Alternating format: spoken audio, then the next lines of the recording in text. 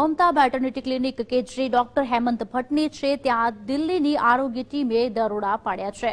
આરોગ્ય ટીમે તપાસ કરતા સરકારી નિયમો પ્રમાણે સોનોગ્રાફીના રેકોર્ડ્સના દસ્તાવેજમાં પ્રાથમિક દ્રષ્ટિએ ગરબડ દેખાતા ચોપડાને જપ્ત કરવામાં આવ્યા છે। ઉપરાંત સોનોગ્રાફી મશીનને સીલ કરાયું છે।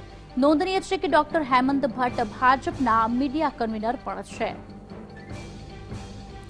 સમાચાર મળી રહ્યા છે। આપને જણાવી દઈએ કે ખાડિયામાં સ્થિત મમતા મેટર્નિટી હોમમાં ડોક્ટર હેમંત ભટ્ટની ક્લિનિકમાં દરોડા પડ્યા છે।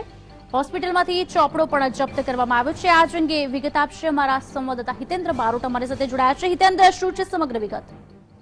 અમદાવાદ શહેર ભાજપના મીડિયા સેલના કન્વીનર ડોક્ટર હેમંત ભટ્ટના ઘરે આજે હોસ્પિટલ પર દરોડા પાડવામાં આવ્યા હતા।